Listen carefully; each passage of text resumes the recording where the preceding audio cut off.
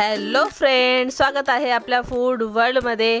तर आजचा खूप स्पेशल असा व्लॉग असणार आहे, ट्रॅव्हल व्लॉग असणार आहे। तो कुठे जाणार आहोत नक्की कळेल, व्हिडिओ शेवटपर्यंत नक्की बघा। तर या ठिकाणी बघू शकता आपली पूजा जी आहे ती संपन्न झालेली आहे। छानशी अशी फुलांची आरस या ठिकाणी आपण करून घेतलेली आहे आणि त्यासोबत या ठिकाणी आपली पॅकिंग सुद्धा झालेली आहे आणि आवश्यक ते सर्व सामान जे आहे ते आपण बॅकपॅक करून घेतलेलं आहे। आणि त्यासोबतच या ठिकाणी आपण थोडीशी नाश्त्याची सुद्धा या ठिकाणी तयारी करून घेणार आहोत। तर प्रवासामध्ये लागणाऱ्या काही वस्तू ज्या आहेत खाण्यासाठीच्या त्या सुद्धा इथे आपण पॅक करून घेतलेल्या आहेत। त्यामध्ये स्वीटकॉर्न आहेत आणि त्यासोबतच काही फ्रूट्स जे आहेत ते या ठिकाणी आपण पॅक करून घेणार आहोत आणि बनवलेले आहेत आपण या ठिकाणी डोसे। तर हे सर्व जे आहे ते छोट्या भुकेसाठी जे आहे ते आपण पॅक करून घेणार आहोत। कॉर्न जे आहे ते या ठिकाणी आपण मसाला कॉर्न जे आहेत ते बनवून घेतलेले आहेत आणि छान असे पॅक करून घेणार आहोत। आणि त्यासोबतच नाश्त्यासाठी आज आपण बनवलेले आहेत मटर कांदे पोहे। तर मटर कांदे पोहेची रेसिपी सुद्धा तुमच्यासोबत नक्की शेअर करेल। तर गरमागरम असे पोहे जे आहेत ते या ठिकाणी आपले तयार झालेले आहेत।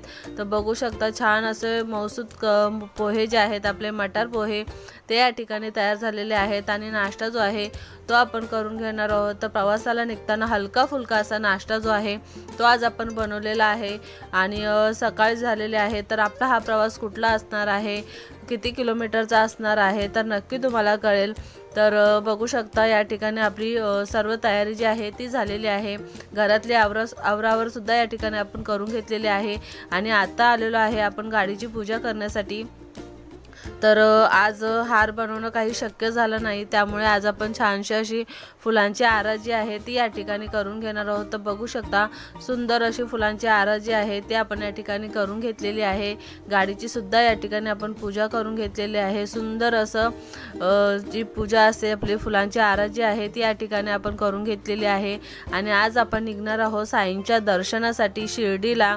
तर किती किलोमीटरचा हा प्रवास असणार आहे, कुठल्या मार्गाने हा प्रवास आज आपण करणार आहोत तर नक्की तुम्हाला कळेल। ते या ठिकाणी बघू शकता आपली गाडी सुद्धा या ठिकाणी स्वच्छ असे या ठिकाणी पुसून घेतलेली आहे, पूजा झालेली आहे आणि त्यासोबतच या ठिकाणी गाडीमध्ये बॅगा ज्या आहेत त्या सुद्धा या ठिकाणी आपण सेट करून घेतलेल्या आहेत। आणि किती दिवसांचा हा प्रवास आपण करणार आहोत, किती दिवस लागणार आहेत आपल्याला या प्रवासासाठी, तर ह्या पूर्ण व्लॉगमध्ये जे आहे ते तुम्हाला नक्की कळेल। तर आजचा हा कुकिंग व्लॉग नसून आजचा हा संपूर्ण व्लॉग जो आहे तो ट्रॅव्हल व्लॉग असणार आहे।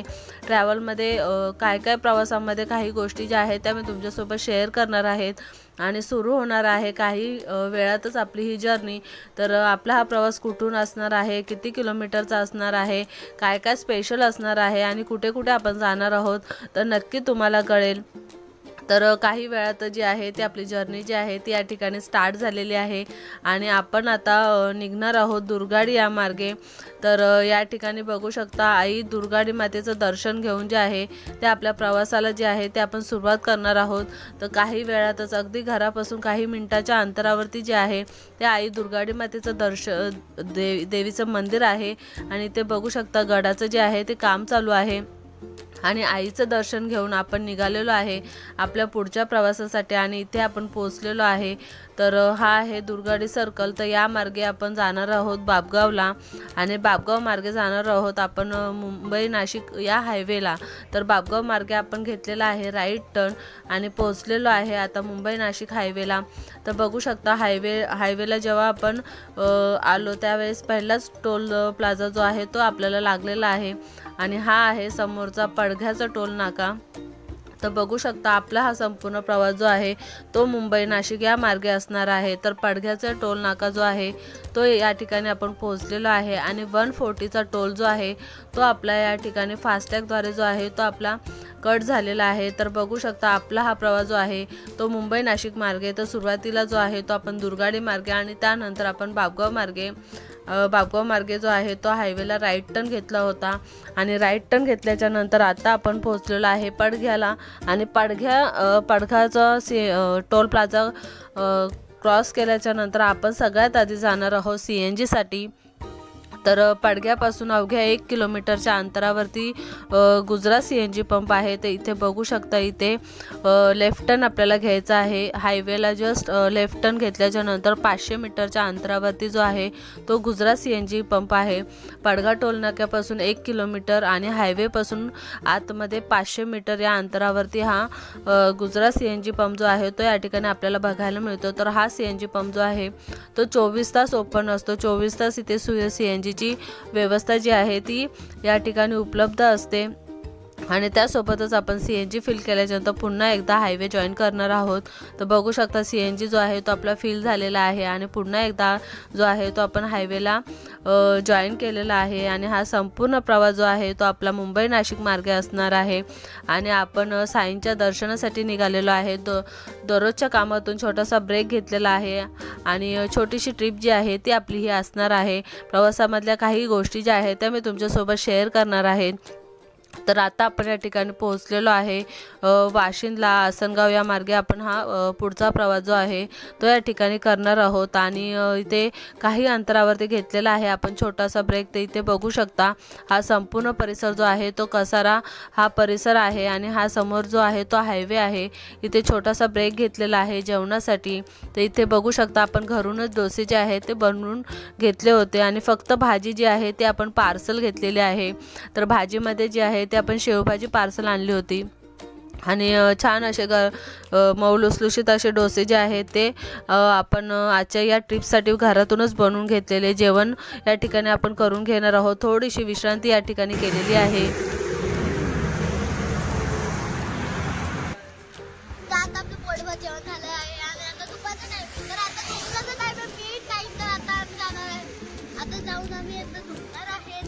तर इथे बघू शकता आपण विश्रांतीसाठी जे आहे ते झाडाखाली या ठिकाणी गाडी जी आहे ती आपली पार्क केली होती आणि समोर जो आहे तो आपल्याला हायवे दिसतोय. आणि विश्रांती घेतल्याच्या नंतर आता आपण निघालेलो आहे आपल्या पुढच्या प्रवासासाठी. तर आता आपण पोहोचलेलो आहे कसारा या ठिकाणी.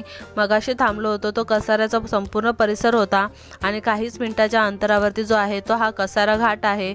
तर मुंबई नाशिक या मार्गाने प्रवास करताना हा घाट जो आहे तो आपल्याला लागतो आणि याच घाटामार्गे आपला पुढचा प्रवास जो आहे तो सुरू होतो. तर हा संपूर्ण परिसर जो आहे तो कसारा घाट हा परिसर आहे. आणि या घाटात मध्ये जे आहे त्यास ट्रॅफिक खूप कमी होती कारण की दुपारची वेळ होती त्यामुळे गाड्यांची गर्दी ही फार कमी होती. आणि बघू शकता हा संपूर्ण परिसर आहे कसारा घाट हा परिसर आपल्याला या ठिकाणी आपल्याला बघायला मिळतो. नाशिक मार्गे प्रवास करताना नक्की या घाटातून आपलं येणं जाणं जे आहे ते या ठिकाणी होत असतं. आणि संपूर्ण आजूबाजूचा परिसर देखील या ठिकाणी आपण बघू शकतो. हॅलो फ्रेंड्स, आपण आलेलो आहे घाटदेवीच्या दर्शनासाठी. तर तुम्ही बघू शकता की इथे एवढं सुंदर मंदिर आहे. तर आपण आता जाणार आहे दर्शन घ्यायला. तर चला तुम्हाला दाखवतो कसं आहे घाटदेवीचं मंदिर आणि आतमध्ये कसं आहे परिसर. तर या ठिकाणी बघू शकता हा संपूर्ण हायवे परिसर आहे आणि कसारा घाट क्रॉस केल्याच्या नंतर इथे आई घाटदेवीचं या ठिकाणी मंदिर आहे. बघू शकता छोटे छोटे या ठिकाणी स्टॉल देखील आपल्याला बघायला मिळतात. खूप सुंदर असं आई घाटदेवीचं या ठिकाणी मंदिर आहे. कधी या मार्गाने प्रवास करत असाल तर नक्की या मंदिराला भेट द्या. खूप जुनं आणि खूप सुंदर असं मंदिर जे आहे ते या ठिकाणी आपल्याला बघायला मिळतं. आईची खूप सुंदर अशी मूर्ती जी आहे ती या मंदिरामध्ये आपल्याला बघायला मिळते. खूप सुंदर असं हे मंदिर जे आहे ते या ठिकाणी आहे.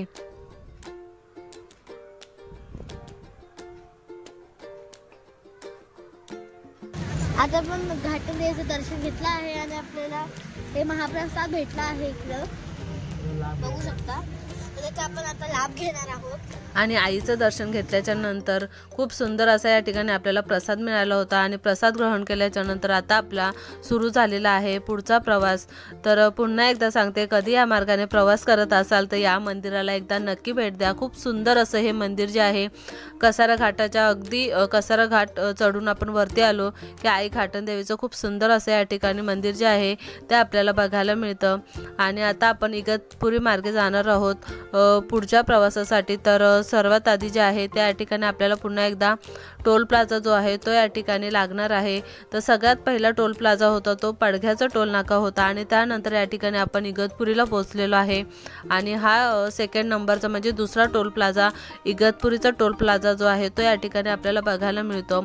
तर पहिला टोल जो आहे तो आपला कट झाला होता, त्यामुळे इथं पुन्हा एकदा आपल्याला टोल देण्याची गरज जी आहे ती पडलेली नाहीये। तर या ठिकाणी आपला टोल जो आहे तो गेलेला नाहीये। सगळ्यात आधी टोल जो होता पडघ्याला तो 140 रुपीज आहे, 140 रुपीजचा टोल जो आहे तो आपला गेला होता।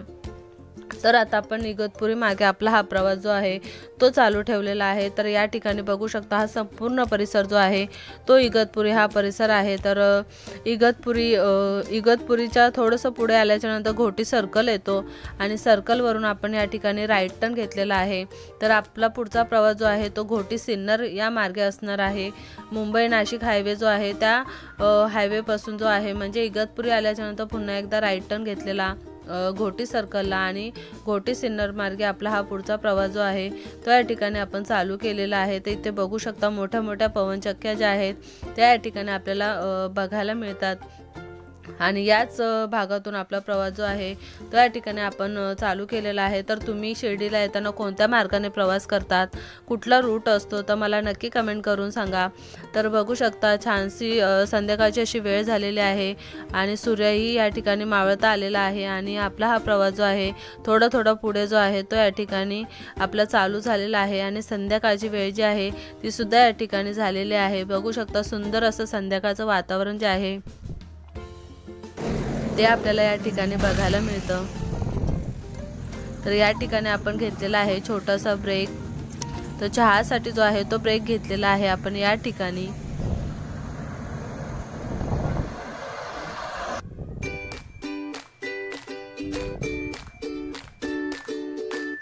आता इथं आपण थांबलेलो आहे चहा पिण्यासाठी। तर आपण थोडं एनर्जेटिक म्हणजे फ्रेश वाटण्यासाठी आपण चहा पिलेली आहे। तुम्ही बघू शकता इथं आहे गुळाचा चहा मिळतो, एकदम चांगला तर या ठिकाणी बघू शकता चहा घेतल्याच्या नंतर आता आपण पोहोचलेलो आहे नांदूर शिंगोटे या मार्गे। तर समोर बघू शकता समृद्धी हायवेचा हा संपूर्ण परिसर जो आहे तो या ठिकाणी आपल्याला बघायला मिळतो। तर सुंदर असं हे समृद्धी हायवेचा संपूर्ण परिसर आहे। टोल प्लाझा देखील या ठिकाणी आपल्याला याच हायवेवरून जो आहे तो या ठिकाणी आपल्याला बघायला मिळतो।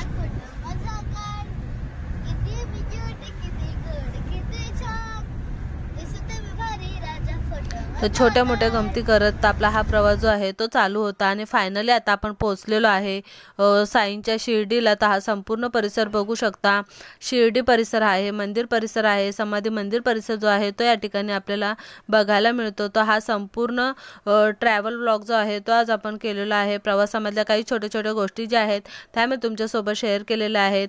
तर कसा वाटला हा छोटासा ट्रॅव्हल व्लॉग नक्की कमेंट करून सांगा आणि व्हिडिओ आवडल्यास लाईक, शेअर आणि सबस्क्राईब करायला विसरू नका। नवीन असाल तर नक्की सबस्क्राईब करा। तर अशा पद्धतीने जे आहे ते आपला 200 किलोमीटरचा प्रवास जो आहे तो आपण केलेला आहे आणि फायनली आपण शिर्डीला जे आहे ते आपण या ठिकाणी पोहोचलेलो आहे। तर शिर्डीला पोहोचल्याच्या नंतर आता आपण आलेलो आहे सावळी विहीरला CNG भरण्यासाठी। ते बघू शकता गाड्यांची खूप अशी गर्दी जी आहे ती या ठिकाणी आपल्याला बघायला मिळते आणि रात्रीची वेळ होती, काहीतरी 8-8:30 वाजले होते। 8:30 वाजता आपण जे आहे ते CNG भरण्यासाठी या ठिकाणी थांबलो होतं। तर शिर्डीला कधी येत असं तर या ठिकाणी CNG जो आहे तो उपलब्ध असतो आणि त्यानंतर CNG फिल केल्याच्या नंतर आपण पोहोचलेलो आहे साई आश्रम भक्त निवास या ठिकाणी। तर आपली रूम जी आहे ती ऑनलाईन आपण बुक केली होती आणि त्यामुळे आपल्याला इथे जी रूम जी आहे ती उपलब्ध जी आहे ती या ठिकाणी झालेली आहे आणि इथे बघू शकता हा संपूर्ण परिसर जो आहे तो पार्किंग परिसर आहे। या ठिकाणी पार्किंगची सुद्धा या ठिकाणी व्यवस्था केलेली आहे। खूप मोठा असा हा परिसर आहे। पार्किंगच्या अगदी समोर जे आहे ते या ठिकाणी स्वागत कक्ष आहे. साई आश्रम भक्त निवासचं जे स्वागत कक्ष आहे, तर या ठिकाणी आपल्याला आपलं आधार कार्डचं जे आहे ती कॉपी या ठिकाणी जमा करावी लागते. ऑनलाईन ऑफलाईन जेव्हा आपण रूम बुक करतो त्यावेळेस आपल्याला आधार कार्डची कॉपी जी आहे ती जमा करायची आहे आणि त्यानंतर आपल्याला रूमची चावी जी आहे ती या ठिकाणी आपल्याला दिली जाते. तर बघू शकता या काउंटरवरती जी आपली आधार कार्डची कॉपी जी आहे ती या ठिकाणी आपण जमा केलेली आहे आणि या ठिकाणी बसण्याची अगदी उत्तम अशी व्यवस्था आहे. चौकशी काउंटर देखील या ठिकाणी आपल्याला बघायला मिळतं. तर बघू शकता भव्य असा हा हॉल जो आहे तो या ठिकाणी आपल्याला या संस्थांमार्फत जो आहे तो उपलब्ध करून देण्यात आलेला आहे. खूप सुंदर अशी व्यवस्था जी आहे ती या संस्थांमार्फत या ठिकाणी केलेली आहे. तर इथे रूमचा रेट बघू शकता. AC रूम जी आहे ती 600 रुपीजला आहे आणि नॉन AC रूम जी आहे ती 250 रुपीजला जी आहे ती या ठिकाणी आपल्याला बघायला मिळते. तर आपल्याला मिळालेली आहे रूमची चावी. तर बघू शकता आपण जे आधार कार्ड जे आहे ते जमा केलेलं आहे आणि त्यानंतर आपल्याला काउंटरवरून मिळालेली आहे या ठिकाणी चावी. तर 125 जो नंबर जो आहे रूमचा आणि जी बिल्डिंग जी आहे ती आपल्याला मिळालेली आहे. तर चावी आपल्याला मिळालेली आहे. जी रूम जी आहे ती आपण ऑनलाईन बुक केली होती आणि ते बघू शकता हा बाहेरचा संपूर्ण परिसर जो आहे तो या ठिकाणी आपल्याला बघायला मिळतो. तर फायनली आपण शिर्डीला पोहोचलेलो आहे. तर आज जे आहे ते आपण रेस्ट करणार आहोत. दर्शनासाठी जे आहे ते आपण उद्या जाणार आहोत. तर आज पूर्ण दिवस जो आहे तो आपला प्रवासामध्ये गेलेला आहे आणि आज रात्री जे आहे ते आपण आराम करून उद्या सकाळी जे आहे ते दर्शनासाठी आपण जाणार आहोत. इथे बघू शकता आपल्याला रूम जी आहे ती 3rd फ्लोअरला मिळालेली आहे. या ठिकाणी लिफ्टची सुद्धा या ठिकाणी व्यवस्था करण्यात आलेली आहे आणि ते बघू शकता ग्राउंड फ्लोअरचा हा संपूर्ण परिसर जो आहे तो आपल्याला बघायला मिळतो. 3rd फ्लोअरची ही बिल्डिंग आहे आणि आपल्याला सगळ्यात टॉप फ्लोअरला जी आहे ती रूम मिळालेली आहे. तर इथे बघू शकता आता आपण जाणार आहोत रूममध्ये आणि आज करणार आहोत पूर्ण आराम आणि त्याच्यानंतर आपण जाणार आहोत उद्या साईंच्या दर्शनासाठी. तर भेटूयात उद्या आपण सकाळी. तर आजचा हा फुल व्लॉग तुम्हाला कसा वाटला नक्की कमेंट करून सांगा. व्हिडिओ आवडल्यास लाईक शेअर आणि सबस्क्राईब करायला विसरू नका. नवीन असाल तर नक्की सबस्क्राईब करा. तर बघू शकता आतमध्ये ही रूम जी आहे ती अशा पद्धतीमध्ये आपल्याला उपलब्ध करून देण्यात आलेली आहे. 3 बेडची ही रूम जी आहे ती आपल्याला या ठिकाणी मिळालेली आहे आणि आज आपण करणार आहोत आराम.